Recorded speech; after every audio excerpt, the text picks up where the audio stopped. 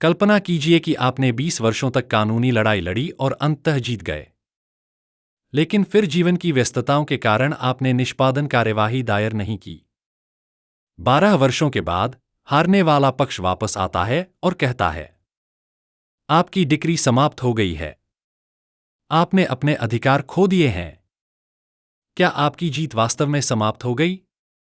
आज हम अप्रैल 2026 में सुप्रीम कोर्ट द्वारा दी गई एक बड़ी राहत पर चर्चा करेंगे। हम civil appeal number 4402 of 2026 Hariram बनाम राजस्थान राज्य का विश्लेषण करेंगे, जिसने 12 वर्ष की सीमा के नियम को स्पष्ट किया है। मैं एडवोकेट मुकुंद महाजन हूं और आप देख रहे हैं लीगल इंफॉर्मेशन लॉ इनसाइट्स। हमारा उद्देश्य आपको कानून की सच्चाई से सशक्त बनाना है। अब आइए कानूनी स्थिति को समझते हैं। कानून क्या कहता है? अनुच्छेद 136। सबसे पहले लिमिटेशन एक्ट 1963 के अनुच्छेद 136 को समझते हैं। अनुच्छेद 136 किसी भी डिक्री के निष्पादन के लिए 12 वर्ष की सीमा अवधि प्रदान करता है, सिवाय अनिवार्य निषेधाज्ञा मैंडेटरी इंजंक्शन वाली डिक्री के। निष्पादन का अर्थ है अदालत से अनुरोध करना कि वह कानूनी प्रक्रिया के माध्यम से डिक्री को लागू करे, जैसे कब्जा दिलाना, धन की वसूली करना या अधिकारों को लागू करना। हालांकि यदि डिक्री अनिवार्य निषेधाज्ञा की है, जैसे किसी को निर्माण हटाने या कोई विशेष कार्य करने का निर्देश देना, तो सीमा अवधि 3 वर्ष होती है। इन्हीं सीमा अवधियों के कारण कई पक्ष यह तर्क देते हैं कि 12 वर्ष बीतने के बाद डिक्री बेकार हो जाती है। लेकिन सुप्रीम कोर्ट ने एक महत्वपूर्ण अंतर स्पष्ट किया है। केस प्रोफाइल हरिराम बनाम राजस्थान राज्य 2026। इस ऐतिहासिक निर्णय का विवरण इस प्रकार है। केस नाम हरिराम बनाम राजस्थान राज्य एवं अन्य। Case number civil appeal number 4402 of 2026। पीठ न्यायमूर्ति संजय कुमार और न्यायमूर्ति के विनोद चंद्रन। निर्णय दिनांक 10 अप्रैल 2026। इस मामले में दशकों पहले पारित एक बहुत पुरानी डिक्री को चुनौती दी गई थी।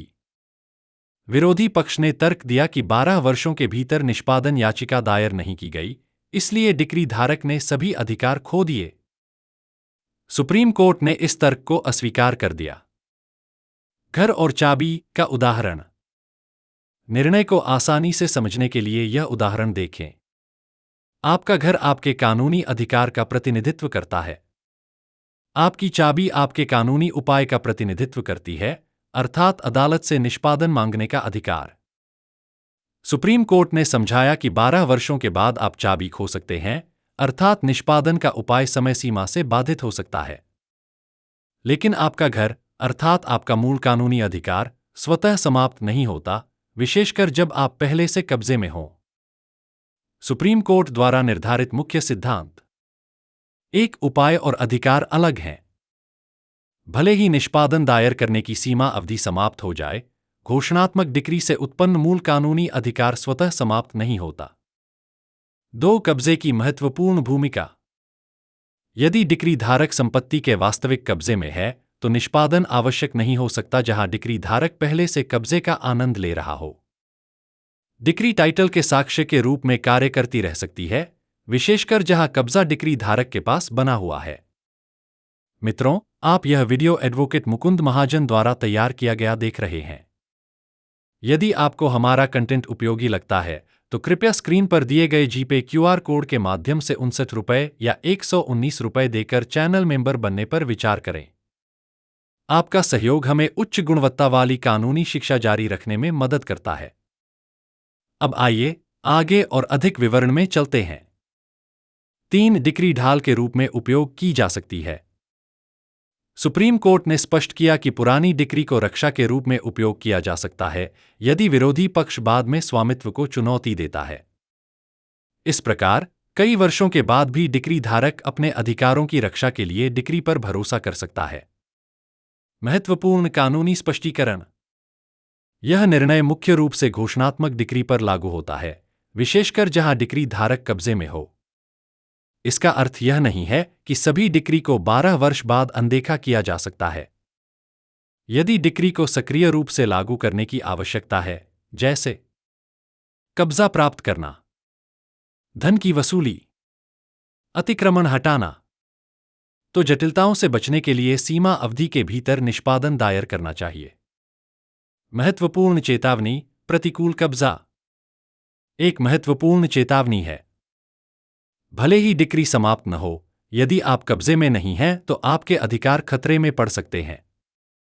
यदि विरोधी पक्ष 12 वर्षों से अधिक लगातार कब्जे में रहता है और प्रतिकूल कब्जे का दावा करता है, तो वह आपके स्वामित्व को समाप्त करने का प्रयास कर सकता है। कानून उन लोगों की रक्षा करता है जिनके पास अधिकार हैं, लेकिन उन लोगों की नहीं जो अपने अधिकारों पर सो जाते हैं जबकि कोई और संपत्ति पर कब्जा कर लेता है। संपत्ति मालिकों के लिए व्यावहारिक कदम। आपको क्या करना चाहिए? पहला, अपने कब्जे की जांच करें। वास्तविक कब्जा आपकी कानूनी स्थिति को मजबूत करता है। दूसरा, यदि आपके पास घोषणात्मक डिक्री है तो आप उस पर भरोसा करते हुए राजस्व अभिलेखों में नामांतरण का प्रयास कर सकते हैं, राजस्व अधिकारियों की संतुष्टि के अधीन। तीसरा, यदि आप कब्जे में नहीं हैं तो प्रतीक्षा न करें। कानूनी जटिलताओं से बचने के लिए 12 वर्षों के भीतर निष्पादन कार्यवाही दायर करें। निष्कर्ष, यह 2026 का सुप्रीम कोर्ट निर्णय सुनिश्चित करता है कि केवल तकनीकी सीमा अवधि के कारण न्याय विफल न हो। यह स्पष्ट करता है कि घोषणात्मक डिक्री का निष्पादन न करने से कानूनी अधिकार स्वतः समाप्त नहीं होता, विशेषकर जब डिक्री धारक कब्जे में हो। हालांकि, समय पर कानूनी कार्रवाई करना हमेशा उचित होता है। इस वीडियो को देखने के लिए धन्यवाद।